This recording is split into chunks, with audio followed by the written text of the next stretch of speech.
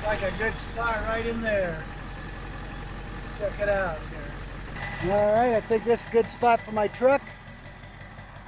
And fire pit right here. As always, I'll have to clean this up.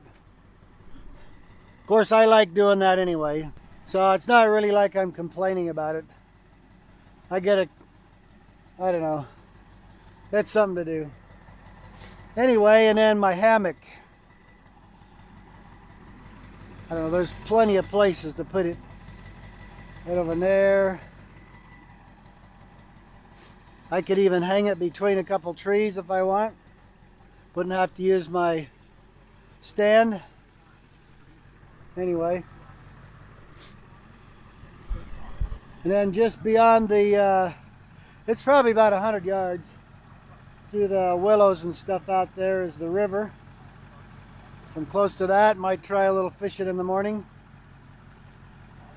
Anyway, right now, it's sun has gone over the mountain there, so I need to get on it, get my truck unloaded and start setting up camp.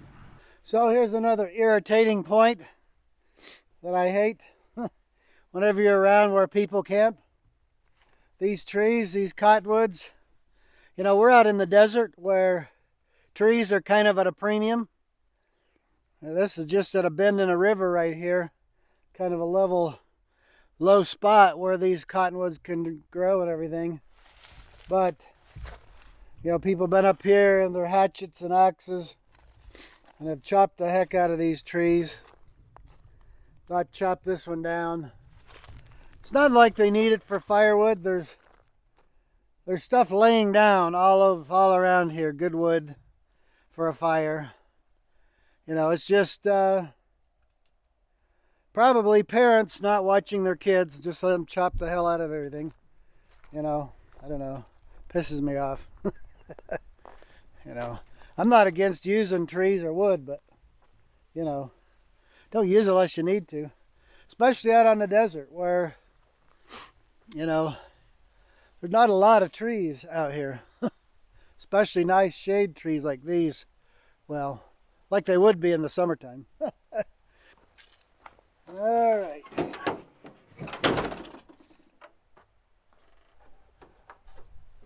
Got my melons and stuff. I use this ladder for getting in and out of the truck. Got my metal folding picnic table here.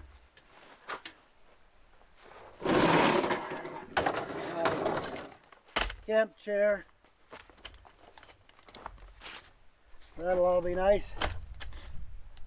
And I got my cooler and my food bins up in there.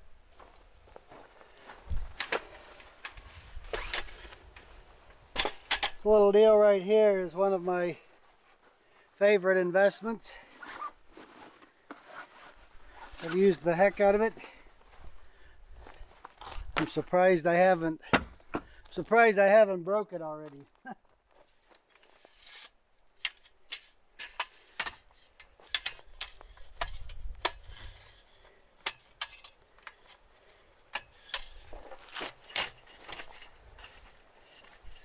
Nice thing out here, everything's pretty level. The ground is, generally speaking.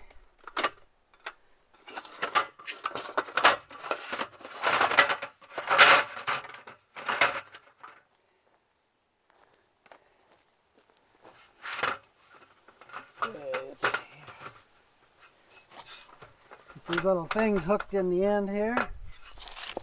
Hold everything in place good.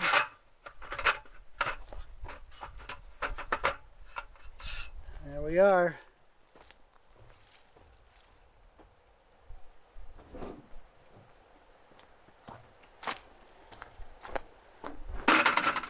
My stove there. Water back there.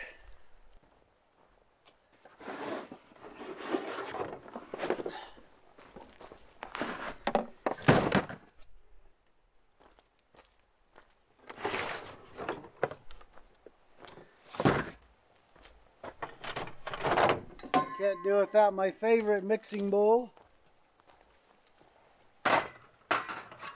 My little pot set I've had since I was in junior high or high school. I don't know, late 60s, early 70s. Still kicking around. I was going to do an unboxing for an item. One of about probably 50 items I've been going to do an unboxing for, and then I just start using this stuff and that's too late. And this is no exception. I already started using it. But I picked up a Stihl splitting hatchet. This thing is so nice. It's a nice hickory handle on it. Really has a nice feel. I'll tell you what, if you grab it by the end of the handle, you take a swing, this baby's gonna do some damage. The head on it is 2.9 pounds, so basically, essentially a 3-pound head on a hatchet. And this baby right here will make some work happen. I'm just getting used to it now. But it even has a nice feel for if I'm splitting smaller stuff. Of course, you don't want to hold clear back here. But I can neck up on it just right here, right there. I need to get that sticker off of there, but the warning sticker. But it's not going to come off clean, they never do. They'll wear it off. Anyway, but you grab it right there, and then just for small splitting operations, it's very nice. I mean, you just really just let gravity do the work. The head's heavy enough. And head's anchored in real nice with a wooden wedge and then two round nails. So anyway, nice looking. I'm excited. I think I need to kind of hone it up, polish it up a little bit right here. I mean, I just used it straight out of the store. And it does pretty good, but it'll do a little better once I kind of hone it down a little bit. There's my unboxing. How's that? Now you could even operate this two-handed if you want, but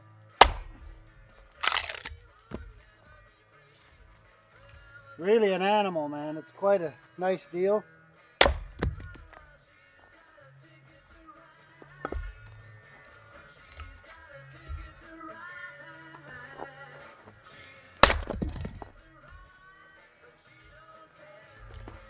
And when you get down to the smaller splitting, you know, see, I've necked up on it a little bit.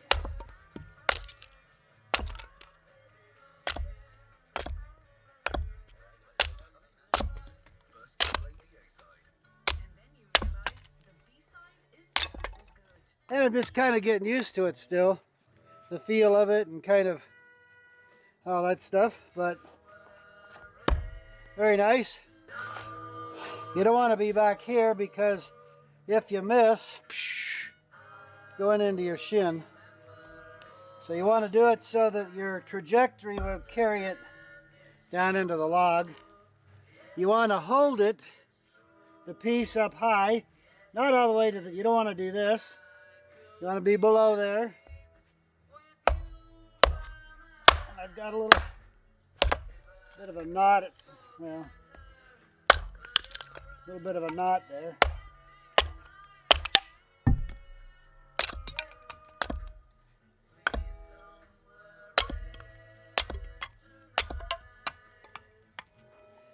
And there you go.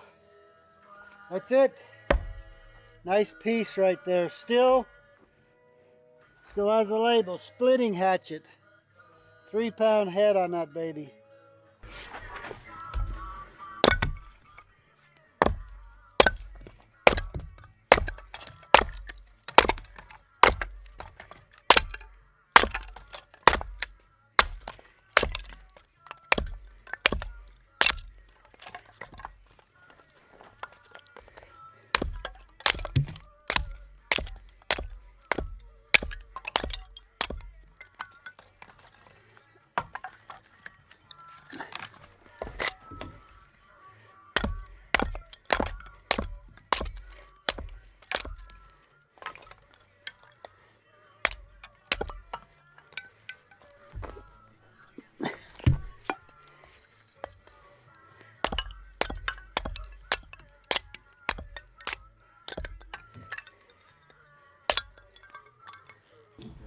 All right, cleaned out my fire pit here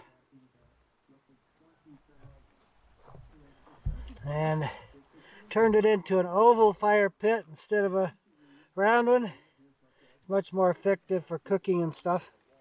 Got me a piece of bark here, some fat wood, and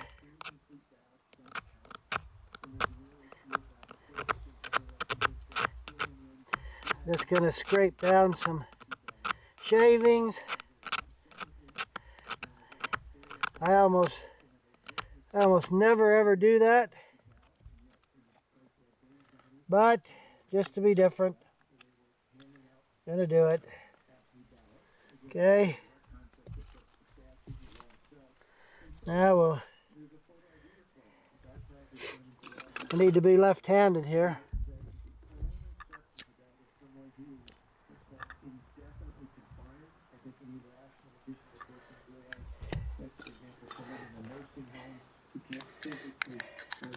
So good fat wood starts pretty quickly all by itself, but you got a little tougher situation. You know, you can always do what I did and just put a little bit of shavings there. All right, now I can just kind of level that up a little.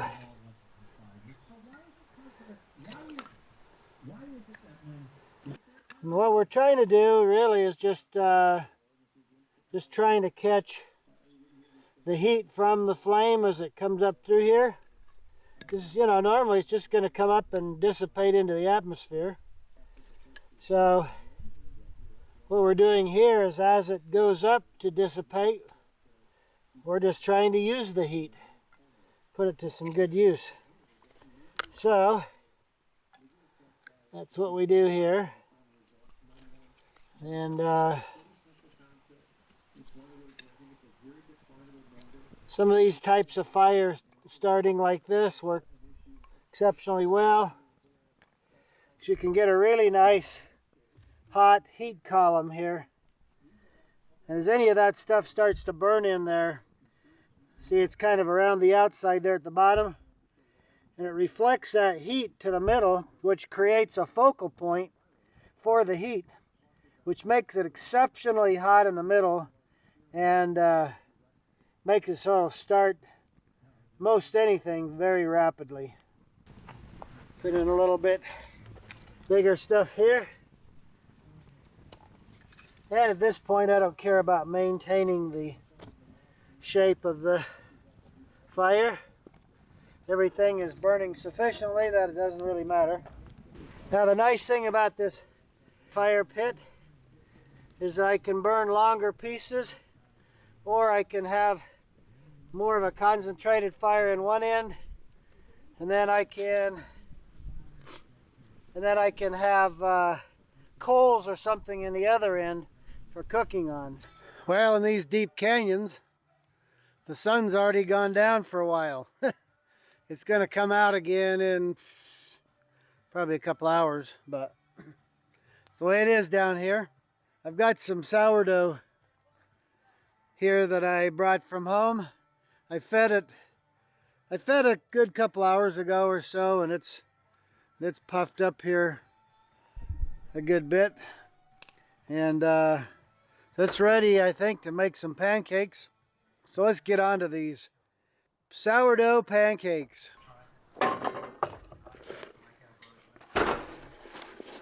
All right, now this is just going to be white flour.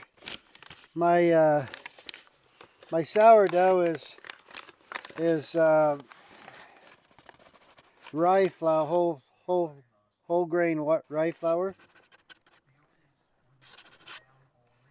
I'm just gonna make like a third of a batch. That'll be plenty good. So we do that, and then that cup's not gonna go in there very well. And I don't know if you can see it here. It's all bubbling. It's all bubbling up. So it's active. It's going good. I really should kind of stir it, but I'm not going to. So I need this much.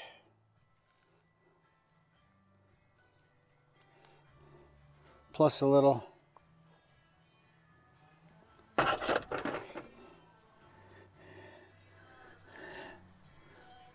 And since it's just me, I'm going to use my finger as a spatula. I've got one down in my cooking stuff, but you know, what the heck. But now when I'm making sourdough bread, I don't use any other leavening agents, but it's always, every recipe I found is recommended doing some when you're doing pancakes. I don't know, I think I'm pretty fluffy here though. I don't know. I'll bet I could get away without it. But, and I've done it without before, but I haven't. This has got really nice and active, so I think I would be probably good right there. Actually, I think I spilled it. Nothing like have pancakes without enough salt in them. It's awful.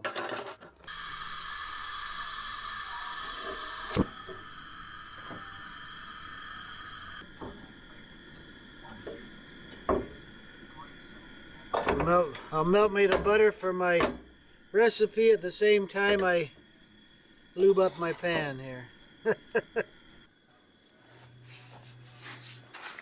Well, I can't very well have pancakes without sprinkling a little cinnamon in there. I can't help it.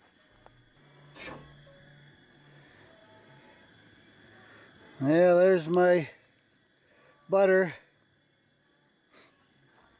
You're supposed to let it cool down. What the heck? I think we're all right.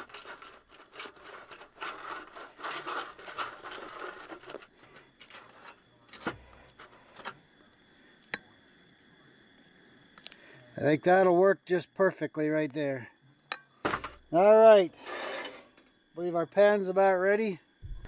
Look at that. It's all bubbling up really nice. Combination of the natural leavening in the sourdough and just a little addition there. I think that's going to be perfect. This should make some really nice fluffy sourdough pancakes.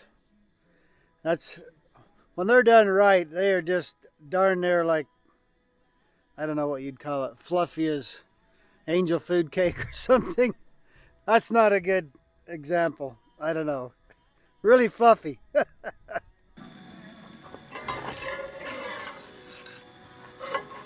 All right, let's flip her over here. Woo, look at that. Golden brown.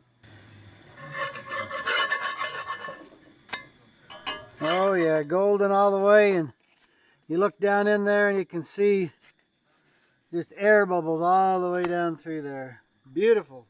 I love nice, airy, fluffy pancakes.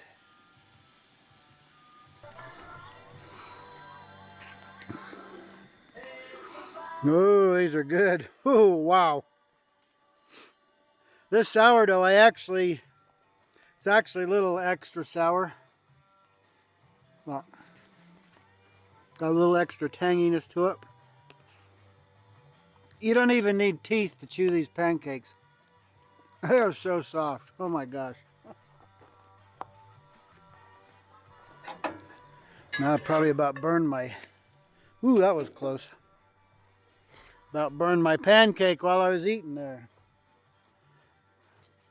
I'm not very good at multitasking. Whenever I multitask, I always mess up one thing while I'm doing something else. So I don't know if that would truly be called multitasking.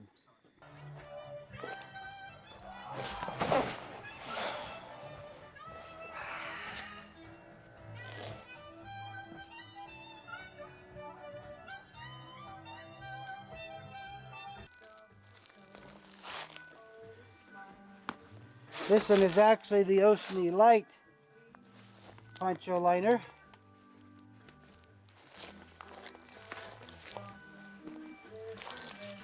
So the fabrics are a little lighter.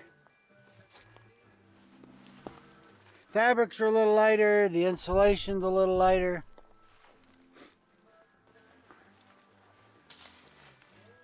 And I've got mud and crap on it. It's the way it goes. So whenever I use it in underquilt or blanket mode, I cinch the hood down. I can wear this thing all by itself. I don't have to wear it, you know, underneath a poncho if I don't want to. And I don't have to do the snaps all the way down. I can do them as much as I want to. And even this Stihl Light is very warm. If you're using it as a blanket by itself, probably temperatures down in the 40s would be good for this. If you're wearing it, you know, like I am now, just wearing it as extra insulation, you know, of course, any temperature is fine, but you know, this would be easily good in the 20s or teens. If you have a poncho over the top of it, that's going to hold in more heat, block out more wind and breeze. So then you're going to go down lower than that.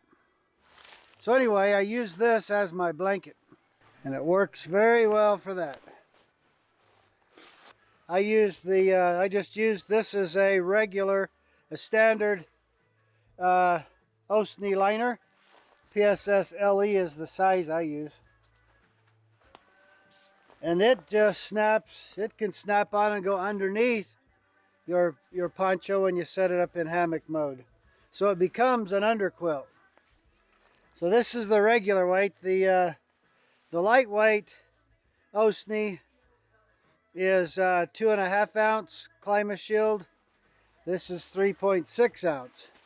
So it's a little more loft, a little more insulation value in this. If I were using this one just as a blanket, I've gone down in single digits before. That's about as far as you want to go with just this as a blanket. And that's not inside any tarp, any tent, anything else. That's just flat out laying on the ground on the beast. You can also order it with 5 ounce, which can take you below zero. That's sleeping out under the stars. That's no tarp, no, you're not inside a tent, you're not in any kind of shelter whatsoever. You know, if you just throw a tarp over you, you're good for another 15 degrees typically. So, anyway, I'll give you an idea. All right, so this just snaps on there. I'm going to unsnap that. Something I forgot to mention about the Stihl liners, is that sewn in the bottom edges is a draw cord that self-stores. It stores inside there when you're not using it as an underquilt. Allows you to draw up the ends of the Stihl. So up around the gathered end of your hammock, it draws right up around there and closes it in from draft going through it. And if you set up your Stihl, if you're using it more like a sleeping bag, you can draw up one end of it, and that'll be your foot end, and then snap up the sides and crawl in.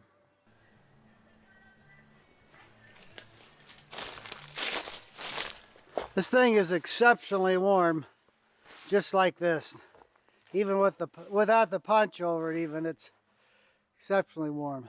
So what we're left with is the poncho here. You can see the hood right here. We cinched that down to turn it into a 1-gallon pocket. So there's the hood. Very simple. These cords, this is the optional quick connect cords. And if you order those, they're built in. You see right there, the cord just draws right inside of there. It's stored right in the end of the poncho, ready to use to set it up as a hammock or whatever. So the way this quick connect works is there's snaps, a small set of snaps down inside of there, and you take the loop of the quick connect cord and you put the loop over one of the snap parts, give it a click, it's in there, and then when you kind of pull this thing out, it sucks all the cord down inside, so it's stored in your poncho.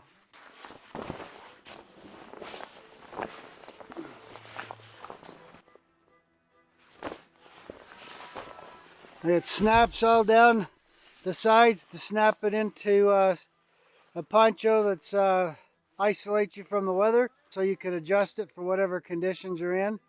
This poncho can be used as a poncho, a hammock, a tarp. It's got 12 tie-out tabs around the perimeter to use it in tarp mode. There's also a way you can make it into a Yukon chair, use it as a ground cloth, you know, all sorts of things. And so it's something you can take with you that you will use every time you go camping for something. And of course the O-sneeze and all that sort of thing just snap right to this. You can actually snap this to the beast and make a secured cover over the top of the beast. Like say you're sleeping on the ground. So lots of options here. Personal shelter gear, that's what we're all about at Wilderness Innovation. All the O-sneeze gear comes in a heavy-duty mesh bag for breathability. All the fabrics, the insulation, everything's breathable. Nothing wants to hold on to water, so you don't get moisture buildup. And as you can see here, I can actually, just with my hand, I can shrink it down half, just like that. So they'll compress quite a bit. This is my beast. If I use it, I don't really need an underquilt. 3 inches thick of foam. It has double-sided snaps that match the snap pattern on our ponchos and our O-sneeze. So all that gear can snap directly to the beast. The beast also comes with some tent pole adapters that are adjustable. So you can use tent poles you get from us or use your own. You clip those onto these D-rings all the way around. So you need 2 poles, about 120 inches long is the minimum. A little bit longer than that if you want to be higher. Anyway, you clip them onto here, adjust what you want, throw a tarp over the head. And so the adapters do come with the beast.